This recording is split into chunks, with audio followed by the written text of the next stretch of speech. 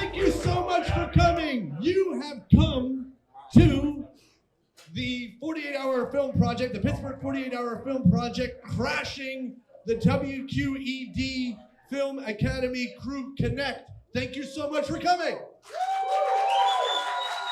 We're here. You are hobnobbing. I love that. I love hobnobbing. But I wanted to tell you a bunch of stuff and then introduce our panel and get to our panel. And then after we have our panel, we'll take about a 10-minute break and then we'll do our 60-second pitches, bitches. Okay, but first of all, I have lots of people to thank to make tonight happen, to make the 48 happen. And I just want to thank all of them. And you can give them one clap each. One clap each. Ready? So, the WQED Film Academy, please thank them. Yeah. Carnegie Screenwriters. Film Pittsburgh. Alexa DeLozier. Trisha Hosak. Marianne McBride-Taggart. Samantha Ainsworth. Ooh, who else? Oh, how about the Forge Urban Wine Bar? Tip these guys, they believe in independent filmmaking. Turn Me Up Tone, who is actually turning me up. That's what Tone does. Tone is an amazing, he's an audio guru, and he's back there running the audio board right now. Tone has his own music and everything. Our interpreter, Dan Randolph. Yep. Silent Visual Media. Evolve Coaching. Pulley Productions. Yeah, thank all those people. And then, of course, my co-host, the one you'll see later when we get to the pitches, Paul Johnson. Yes, thank you all so much. That's my first page. I just want to tell you about the 48-hour film project in case you've never heard of it. The 48-hour film project is a timed film event where groups of filmmakers come together and they're given two genres at random, a line of dialogue, a character, and a prop that they need to put in a 4 to 7 minute film, and then they're given 48 hours to go forth and make that movie.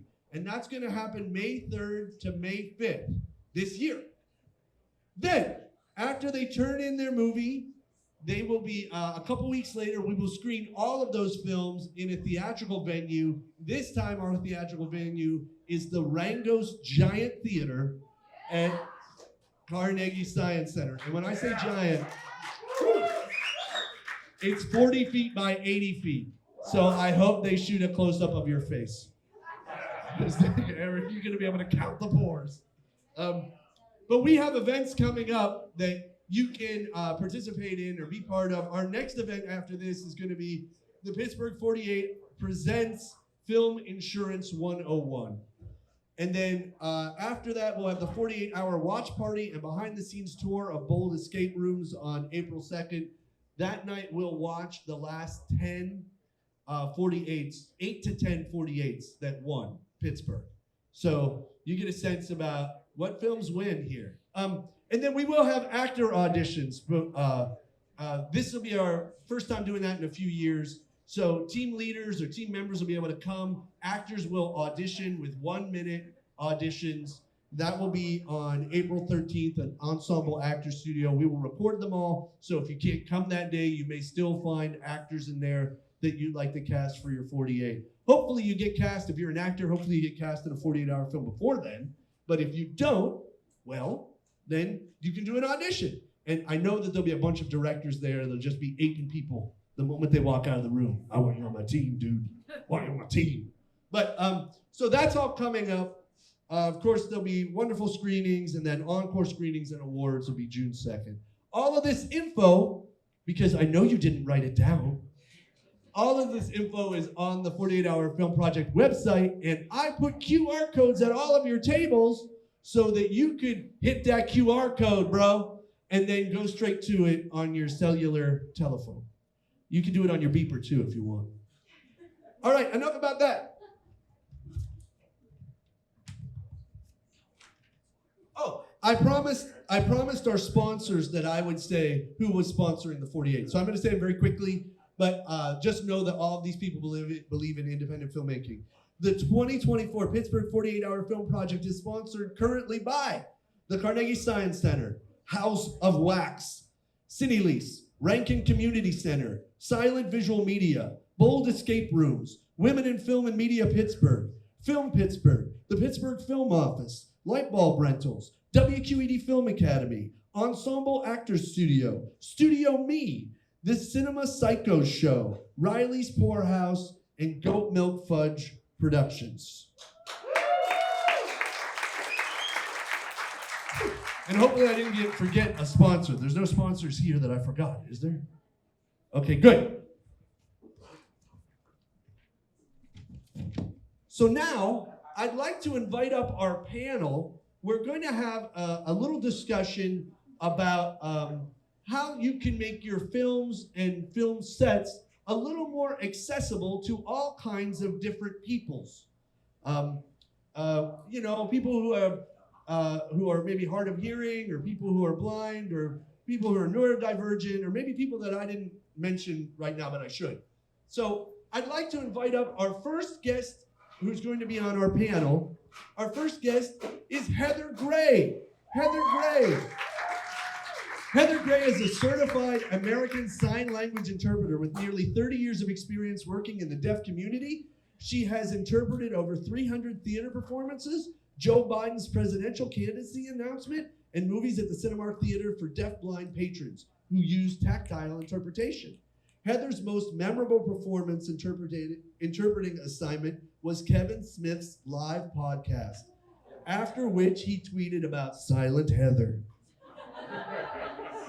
Heather was the 1997 Homecoming Queen at the University of Pittsburgh and has been awarded Best Actress and Best Supporting Actress awards with the Pittsburgh New Works Festival. She was a finalist in the 2013 Steeltown Film Factory Screenplay Competition, and her creative writing has been featured in a national magazine. Her photography has been seen in the Carnegie Library, the Pittsburgh Tribune Review, Pittsburgh City Paper, and Fangoria magazine. Heather is an avid lover of gratitude and tries to snail mail a dozen thank you cards every week. Whoa. Please give it up for Heather Gray. Whoa.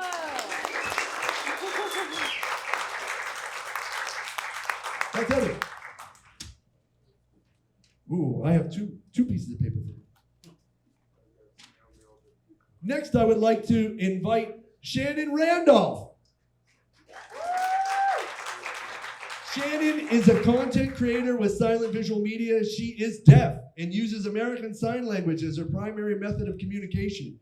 In addition to featuring in various silent visual media projects, she is currently attending Carlow University for social work.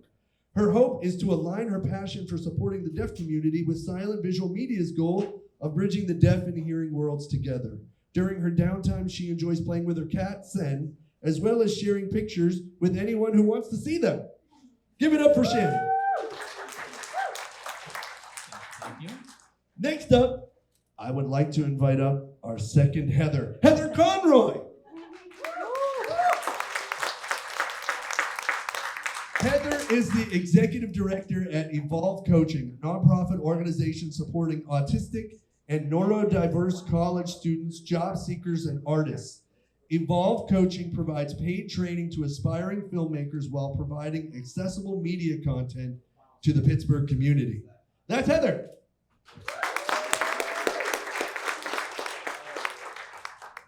Next up, Ray Guidry. Got it.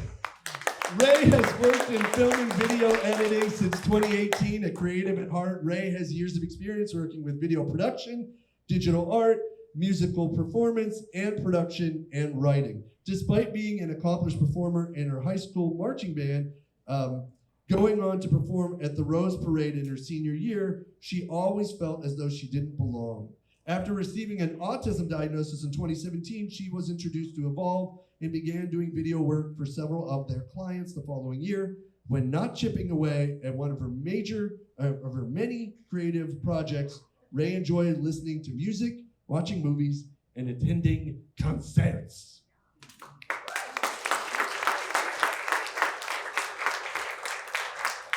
And last, but certainly not least, Darrell Leon Pulley. is an American actor, content creator, director, writer, and filmmaker based in Pittsburgh, Pennsylvania. With a passion for acting and filmmaking, he has been actively involved in the entertainment industry. Darrell has showcased his talents in various short films, including the notable Mama Knows Best.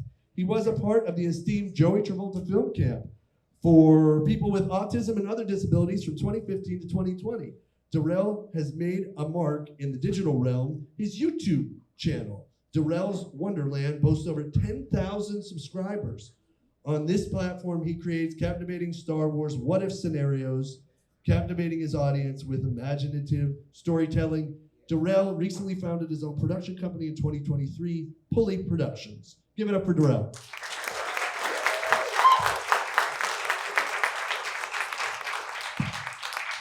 Thank you all so very much for coming and talking with me today. My first question, my major question, how can local filmmakers make their sets more accessible? What do they gotta do? Who wants to start? Who's got something to say? I'll say that it would be great if they over-communicated. I don't know if this is working and I don't use microphones. So Move it closer to you. That one needs to be turned on. Oh, it is turned on. Is it this one? Yes. Check, Sure. check. Hello. Great. Hi. I think people should over communicate. So that's something that I learned. I was a fake producer on one set, so I don't know everything. But I'll say that stepping into that role, it made me aware that no one knows what the place looks like. No one knows where to park. No one really knows all of the expectations, especially if they're new to this industry. So you really have to over communicate what to expect. You could, like if you're visiting a space, like if you come here and you say, all right, I get a sense of you have to walk down this whatever this is, this thing over here. This aisleway. You know, to understand what the front of the building looks like. If you can provide visual in addition to written descriptions, I think that can be valuable as well. And maybe give people a heads up about traffic and all of that stuff too. I'd also like to add that she says fake producer, but her presence was very encouraging. I'd also say that like a It place like like this, right, there's a lot happening here. So doesn't mean you have to not do the thing, that you don't have to avoid having the lights, but maybe give people a heads up, you know, here's what to expect when you get there.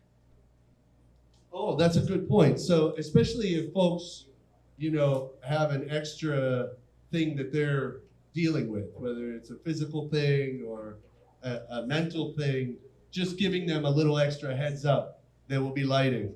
It will be loud. Yeah. Like those kinds of things are really, really helpful. Hi, this is Heather. The other Heather. I would say on film sets, the biggest thing that you can do to make people feel welcomed is feel free to do things in a different way. Like just because we've always done it this way and we have 12-hour days doesn't mean that you have to have 12-hour days. Because especially for people who have disabilities, that's like a shit show. Like you have a 12-hour day, you have like negative spoons after that. There's nothing left. Like you've given everything. And I myself have a chronic illness, and there are some days where I'm not mobile. So like what do I do? Like you'll see me limping, and that's fun. Yay, I love limping. But like there's some days that I'm super tired too, that just I can't do it. And recently I've also had like vision issues, so I'm having surgery on both my eyes. Love that too. But like you have to think about things like, is a 12-hour day necessary for everyone? Is it? And really, is it necessary for anyone? Because I'm just saying that you can't have a family and a dog and, you know, like I have kids, I have a family, I'm a sandwich generation, so I have elderly parents that I take care of. I take care of my son. We do have a shitty dog. I hate my dog. But like, okay, no, I love my dog. Please don't cancel me. I love my dog, but like, I don't understand dogs. I'm a cat lady. And it's a puppy. So like, I don't get puppies. But like, think about it. Think about doing things in a different way. So if you have an actor on your cast who has a disability, they might not be able to do 4 12s in a row. They might need a break at lunch to go lay down and take a nap. Like you can't do like consecutive filming and go through lunch and be like, oh, departments, take a break whenever you can. Like that's ridiculous. Who does that? And it's just trying to cheat the union rules. And I mean, it's another thing too. Unions, I don't know any deaf people around town who are in the union. So if you're on a union set, you might not have a person with a disability available to take a union job because it's not a population that's popular in the union. And I would say same with BIPOC people. I don't think that there's an incredibly huge, I think it's a minority in the union as well. So it's just think about things and think about doing it a different way. And maybe it's better for everyone on your set, not just the person with a disability. Yeah. So I have an answer as well. So to enhance accessibility on film sets, I believe that local filmmakers should consider implementing physical accommodations like ramps or perhaps wider doorways and accessible bathrooms, and creating an inclusive environment involves thoughtful planning and awareness of potential barriers like these. Nice. Anything else? I would like to quickly. Oh, my apologies. I would like to quickly add to what Heather said, her lovely answer, and say that a lot of times also disabilities aren't entirely visible. So like I have friends who like they've quit jobs because they can't stand for 8 hours and the job makes them stand, but their spine looks like an S. Like there's a lot of times where people need accommodations for things that you can't really see. And so just be open to that and keep an open mind to someone needing a little extra.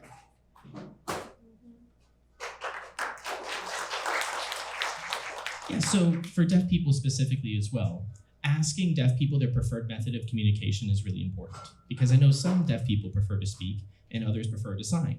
I'm myself, I'm a mix of both. If I can't have an interpreter, I will survive, but interpreter makes things much, much easier for me.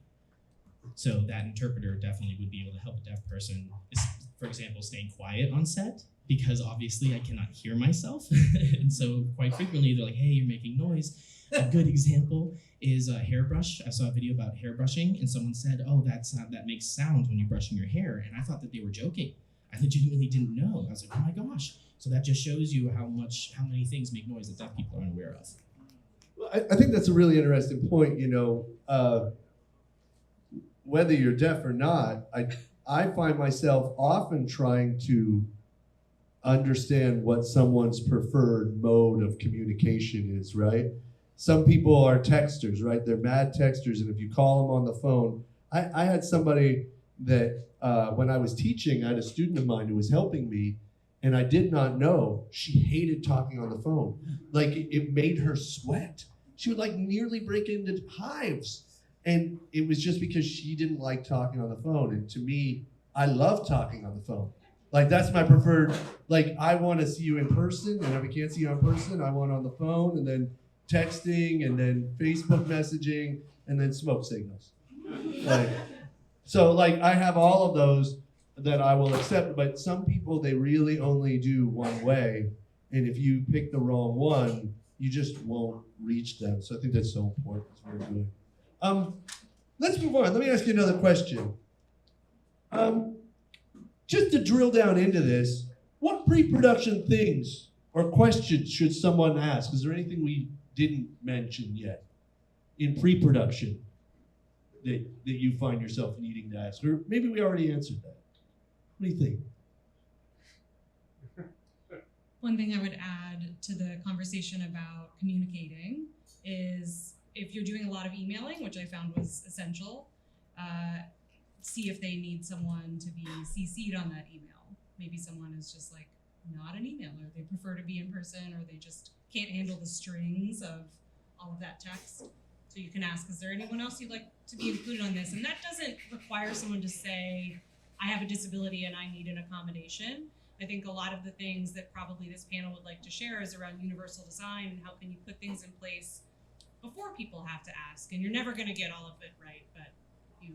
What is that word? I don't know what you said. Universal design. Yeah, What is that? Universal design. So the idea that you can make a space as accommodating as possible to any particular person, whether they have a disability or not. And in fact, to Heather's point earlier, these things that we can put in place that might help deaf people or physically disabled people or neurodivergent people, you will find that they are actually beneficial to everyone. Everyone would benefit from understanding that, like, this is where you can park, or this is what you can expect when you get there. That's actually helpful for everyone. It's a little bit of work on the front end, but it often leads to a really positive experience. Yeah, it's a very good idea, especially when I think about the 48-hour film project. I know something is going to go wrong. It's a good So- thing to prepare for. Anything that I can do to stop one thing from going wrong leaves room for the other things that will go wrong.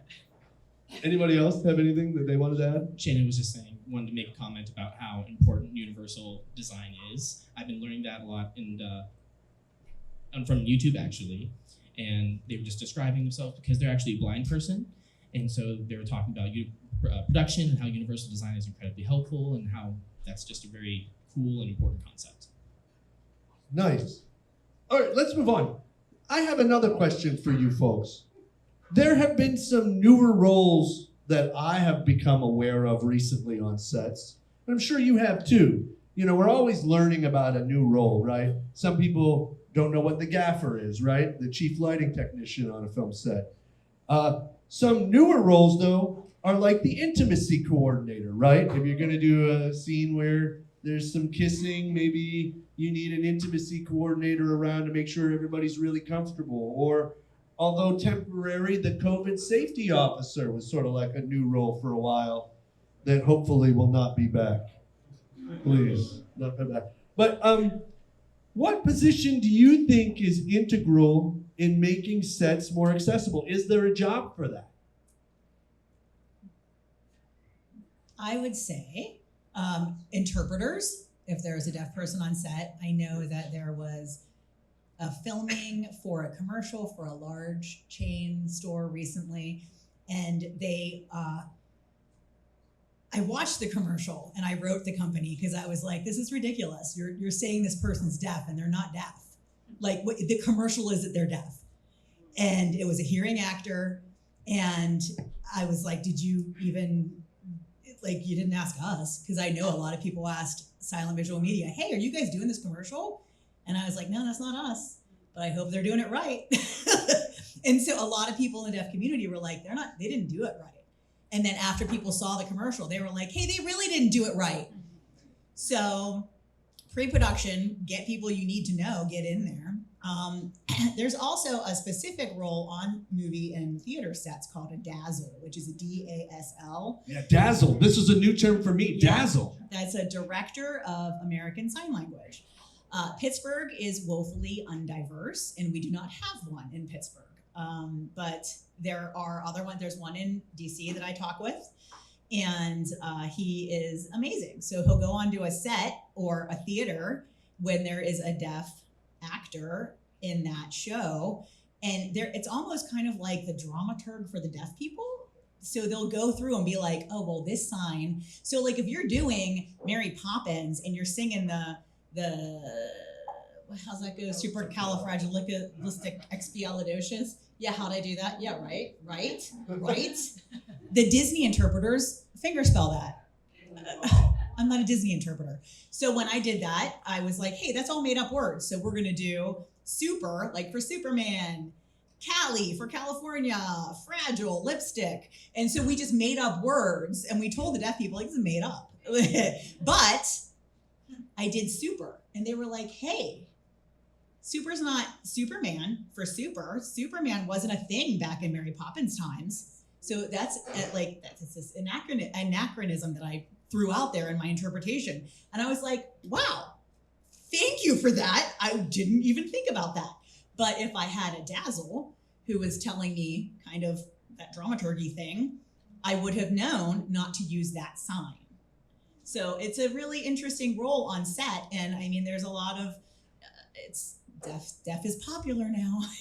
So you're going to see more filming for like deaf characters and deaf roles. And I hope that anybody in your production advocates for the appropriate resources and accommodations for that to happen on set. Oh, and we're training. Like we've got people in training for Dazzle. Like I'm looking for it. We want one in Pittsburgh. We gotta learn to feed the pipe. So I'm trying to feed that pipe. Anybody else have a comment on that kind of thing? Yeah, Shannon was actually just saying, so sign language is really easy to tell whenever you see a person if they're deaf or not. It's just about their fluency. Like it's really easy to notice. Like we had a British Bake Off, that show. There was a deaf person on there who was speaking, and then she was gesturing and doing sign language, and you could just tell through the body language, through her language, that yes, she was definitely deaf. And meanwhile, there's one of my favorite examples of the movie Hush. So it's a horror movie where it's a deaf woman who's living inside a cabin in the middle of the woods, in the middle of nowhere, and she signs. She's a hearing woman. She's a hearing woman playing a deaf character, and she signs horrifically. And it's just not what and they do things that like deaf people would not be doing. So me and my friends watch it, laughing, crying, laughing. It's supposed to be a horror movie because of how bad the representation is. Meanwhile, the other opposite end of the spectrum is Coda, which is an amazing representation that actually had deaf actors in the movie. You know, I worked on a film with Heather and with Darrell and with Ray. We worked on a short film called Parallels about a lead character who was on the spectrum. And then a lot of people on set were on the spectrum. Our director was on the spectrum, our art director, our sound person. You were the sound person, right? I was the sound person. Yeah, Ray was the sound. And I was the art director. Oh yeah, and you were the art director. And so we had a lot of the, and then our lead actor was also on the spectrum. We had all these different people, but we made sure that we were willing to think outside the box. That if somebody got tired or somebody got overwhelmed, they had a little extra help if they needed it. And I know sometimes that was a spot for me, even though I was supposed to be a teaching artist on the set. I found myself learning about the people around me and what they needed to succeed. And I think no matter what the set is, we always find ourselves saying, what do you need to succeed on this production? Even when we have limited time, limited resources. If I'm supporting my fellow creative people, then we all make a better project. So let me ask you a question. With all these disparaging groups, how important is it to keep a set quiet and work quietly? Very. So, on all the sets that I have worked on, communication has been a big aspect of it. And to communicate, you need to be able to you need to have the quiet to be able to effectively communicate with each other, whether it's visual noise, everyone's running around, or it is literal noise, people are just talking a lot, making a lot of racket. But on top of that, it's also a sensory issue. It is especially if, for example, you have autistic filmmakers on set, then a lot of them may find it very unpleasant to be working on set when there is a lot of loud noise. People aren't really having any consideration for others. No one is listening when you call for quiet on set. These things that are normally very important elements of filmmaking are also important for a sensory thing. So that's another little, I guess, unintended aspect of universal design. Oh, interesting. Great answer. Great answer. Anyone else have anything? I do agree with Ray 100% because communication is an essential part when it comes to making a film, because of course you're going to be working with people who have autism and other disabilities and people who may have sensory issues, because when it becomes rowdy on set, and I have worked on rowdy sets before I even joined the Joey Tool film camp, and that was a huge pain. So the best thing to do is to communicate. Yes. So the best thing to do is communicate with your production assistants to see what they can do to make your stay on set more comfortable without you having a potential sensory overload. Because I've seen it happen at least 3 times as far as me being a filmmaker. Nice. You got something? Yeah, I would say silent visual media. Just our flagship production is Signtastic, and What is Signtastic? If someone here doesn't know. Signtastic is a game show with America's first television deaf game show host. So the host of our show is deaf, and then I'm the co-host, and so I'm also kind of like in the middle. So the deaf people are over here and on the stage with our host, and then I'm here in the middle between the hearing contestants. So it's like our goal is to bridge the gap, and so I'm that bridge. But so we also have a card game, which the game show is based off of, and that card game we just filmed. We revamped it to match more of the card game, because I didn't want people or to match the game show. I didn't want people playing the game show or seeing the game show and then being like, oh, this card game is nothing like that. I don't like it, and never playing it again. So we kind of changed it to match the game show more, but the game show is based on the card game, so it's a little loopy-loop. But we recently filmed a commercial for the card game, and we also had to film the video dictionary so that a person who doesn't know sign language, who's a hearing person, who's like, I want to play this game and learn sign language. So we filmed a dictionary online so that they could go through and play the game and be like, bird, need a bird, okay. And do that, like watch their phone and play the game, and it's very interactive. It's fun. It's So they could cheat. Yeah, so they could cheat. So they can cheat. Thank you. But we filmed it at High Street Studios, and it's a large, I don't know if you're familiar with it, but it's like a large room like this with an offshoot over to the side. And I was directing the dictionary shoot while Kaylee Fitzgerald was directing the commercial shoot. We were right next to each other. It was literally cameramen had backs to each other. Like we were right next to each other. And our set was silent. So I would say, we'd be rolling, okay? And they'd be like, speeding. And then I'd point to the PA, they'd come out, they'd slate. We didn't have a clapper. It was just it was this, walk off stage, and I'd be like, they'd do their thing. We'd cut, cameraman would be like, and it was just, we would look at each other. You would look at each other, we're doing our job is done. Okay, next one. And then we would do the next word. We got, I think it was like 600 words done that day. And we shot a commercial at the same time. That's crazy. So it was quiet on set, but it's silent on set. It was awesome. Well, looking at each other, and I don't know if you know this, but there are actual sign languages. There are signs for panning a light and for raising a light. They're in Harry Box's book, if you've ever read the Set Lighting Technician's Handbook. Those signs are in there, and they're signs that set lighting technicians use. And only because I worked in the lighting department, both here in Pittsburgh and in Los Angeles, and I will tell you that if you want to work on the big show, the first thing you can do is put down your cell phone and look around, and then the gaffer will tell you to do things, and if you do it, you probably keep a job a little longer. So it's funny. Okay, let's move on. I got a few more questions for you before we open it up to the audience. So we've talked a little bit about how to get our set a little more accessible, but how can local filmmakers make their completed films more accessible? And I say completed because it's not complete until it's accessible. Well, there's a few things you can do.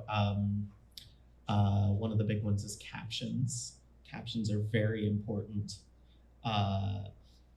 because your entire audience isn't going to hear everything. There are a lot of people who are hard of hearing or deaf who watch these things and have no idea what's happening other than just maybe reading lips.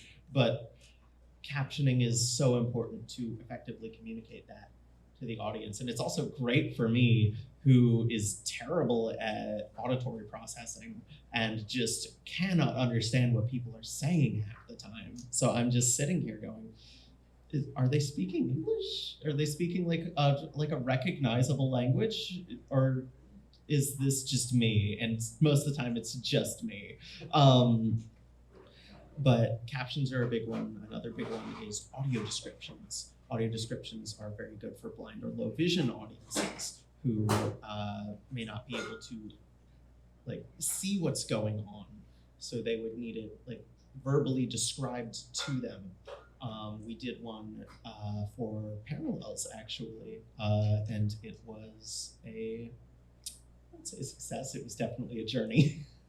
How do you do these? Like I know that I can get captions if I put my movie up on YouTube, and it auto makes captions, and they are about as good as you would expect.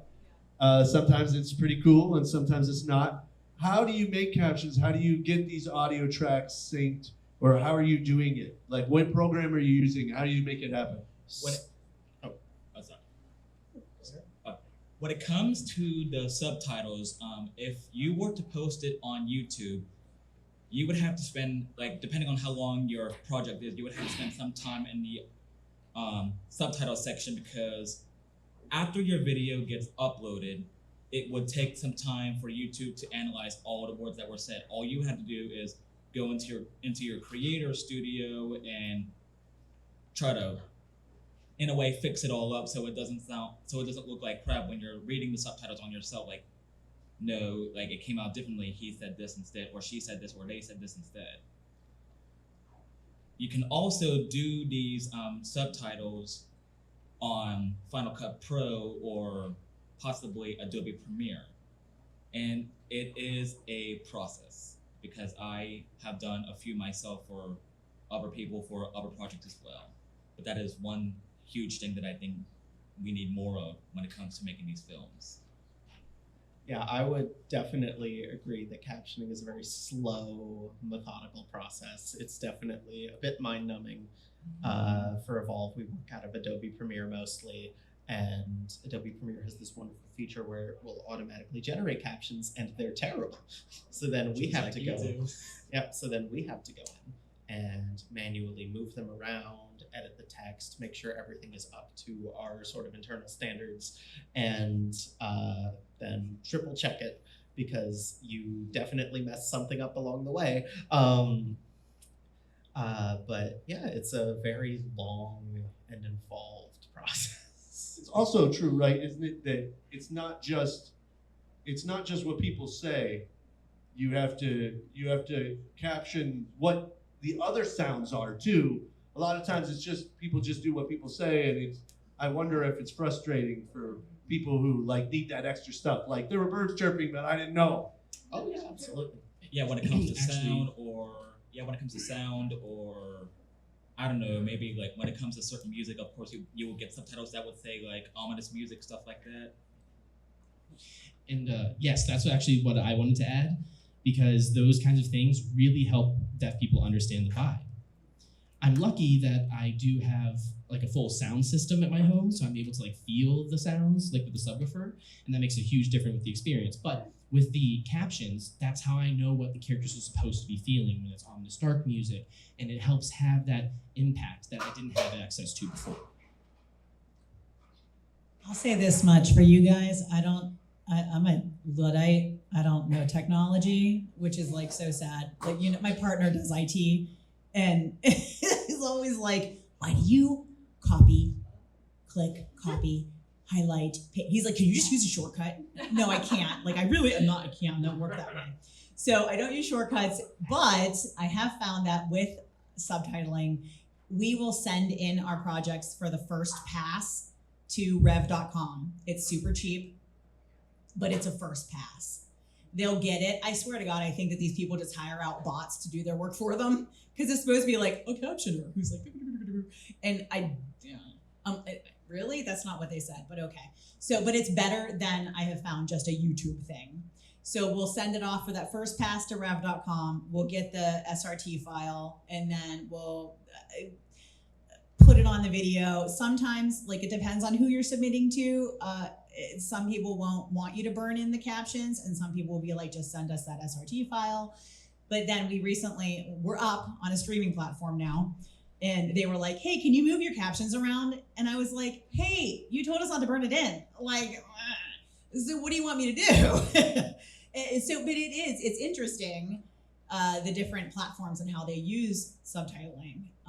But it's super necessary. Yeah. I'm sorry, can you explain open captions or what burned it? Burning it, yeah, okay, thank you. So you got this SRT file, and I don't know like the magic that happens in your computer when you have it, but you have this file, and it's like, okay, here's your movie, and then here's like blip, blip, blip, blip, blip, blip, blip, that's gonna go across the bottom, and then you can either have it burned into that, where like it's on there, like you're seeing it, it's open captioning. And that's why it's so super frustrating at the movie theater, because whenever you go to the movie theater, poor deaf people and people who need to read those subtitles will get like, isn't that terrible? Yeah, It's you have that little terrible. device that you're trying to match up, and it's awful. And they have these new glasses. However, I have glasses. I'm using contacts right now, so whenever you have glasses on top of glass, it's terrible. So even that new system is awful. And half the time, the traditional systems don't work. So we have come to calling the theaters in advance to make sure that everything is charged and working and actually connects. And sometimes, and we get to skip the line sometimes to go up to the concession stand just to get the machine. But no, excuse the interpreter. Sorry, sometimes even the machine itself will still skip lines, as in the dialogue. So everything is connected, everything is charged, everything quote unquote works, and then all of a sudden, halfway through the movie, things start missing. It happens all the time. I never had a good movie experience until we had requested at Southside Works, if you requested a movie at 12 noon the day before, then you would actually get open captioning on your film that you wanted to watch. And then there was another movie theater in Sewickley, I forget the name. It's a small family-owned theater on every Wednesday. It's got to be the tone of the Lindsay Theater. Yes, that's exactly it. Wednesday they have open captionings on their movies, and I absolutely love it. Open captions when the captions show up on the screen themselves, as opposed to needing that device.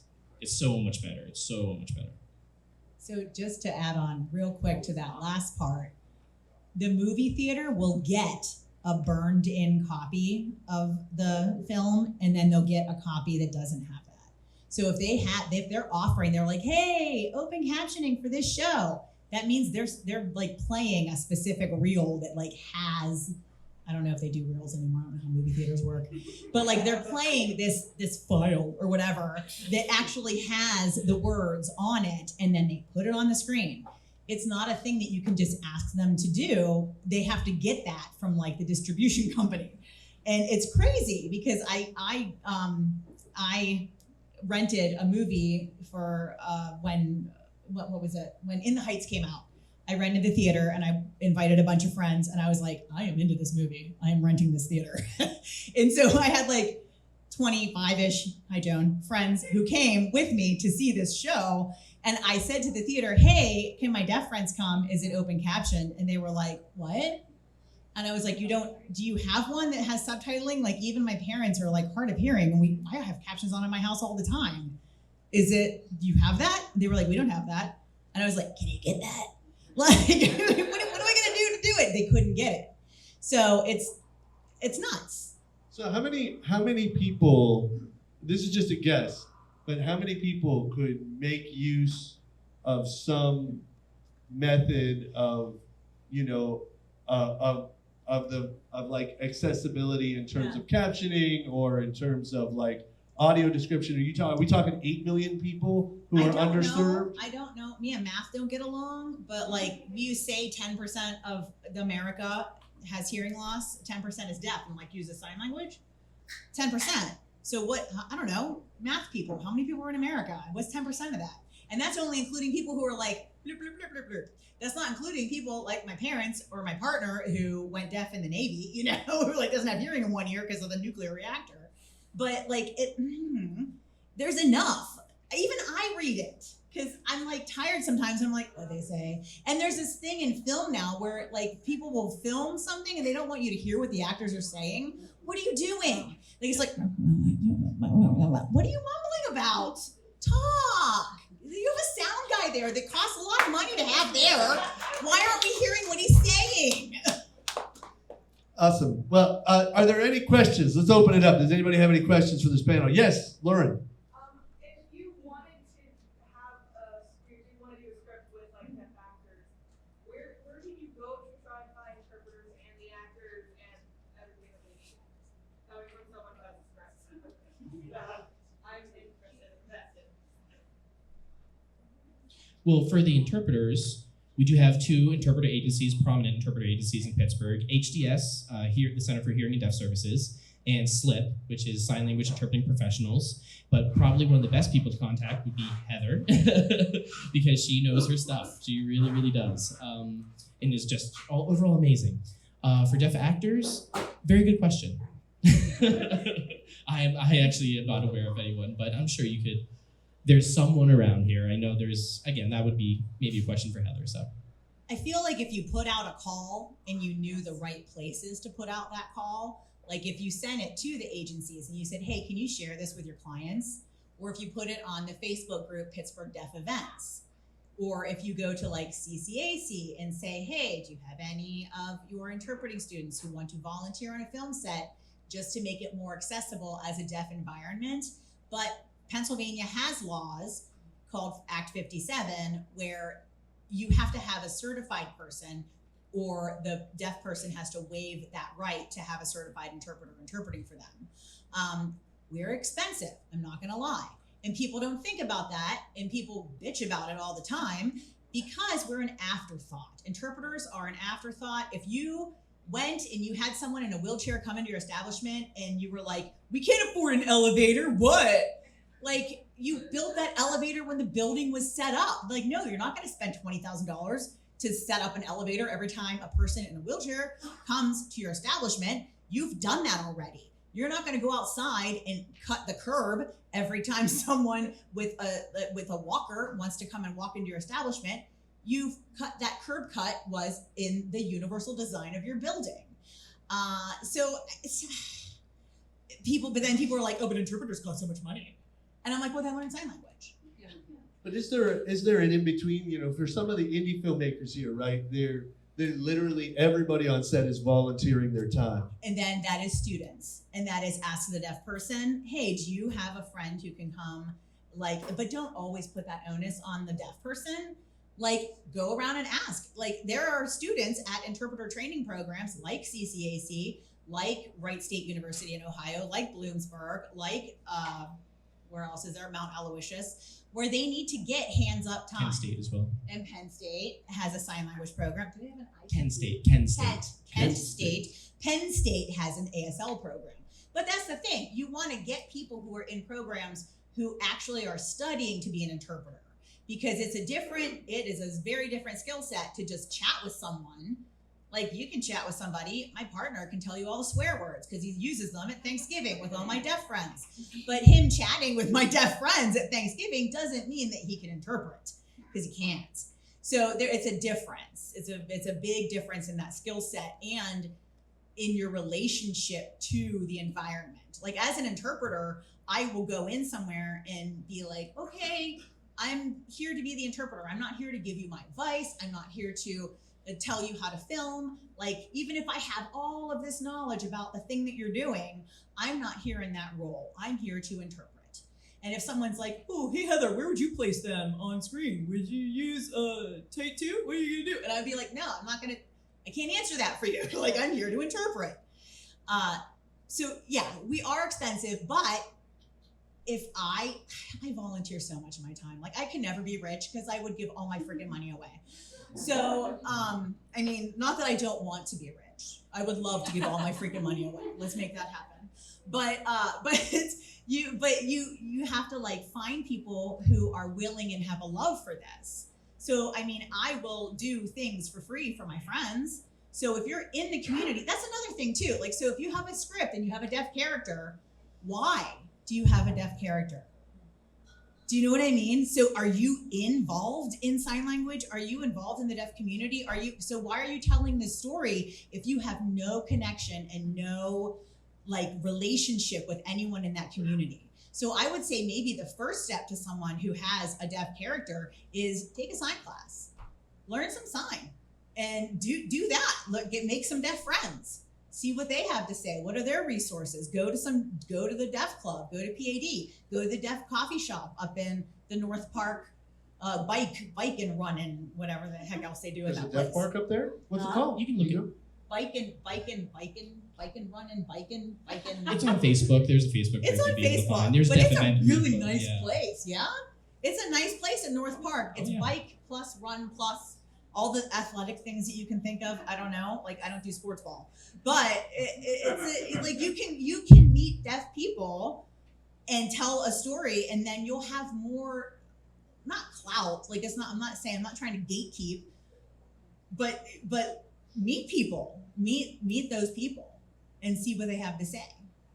Other questions? Anyone else? Any questions? Yes.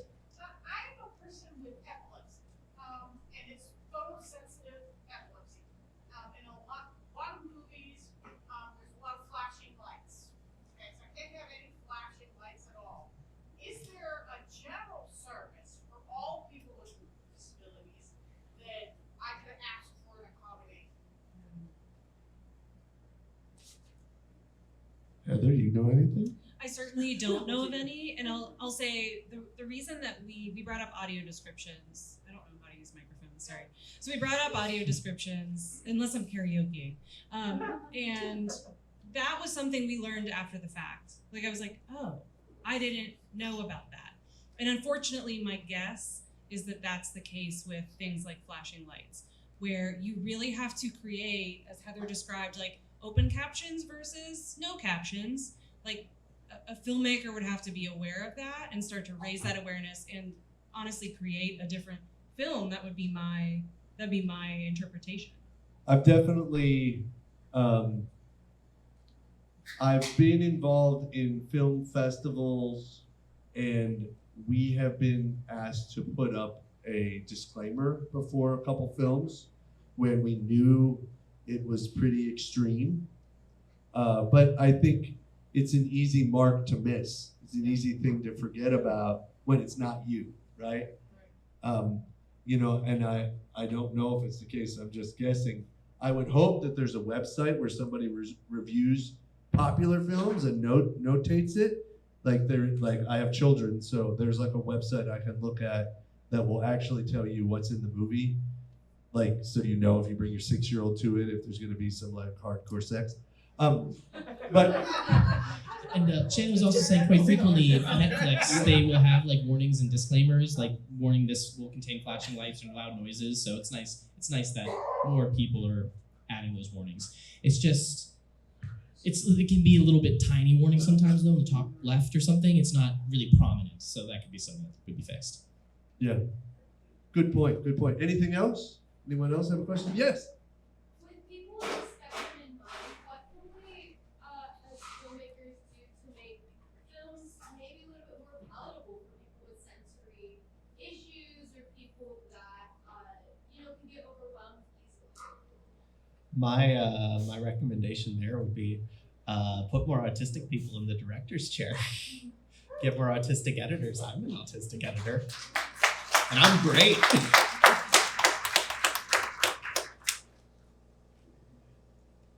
Oh no, she took the words right out of my mouth. Nice. All right. Any last questions? Great. Give it up for our panel.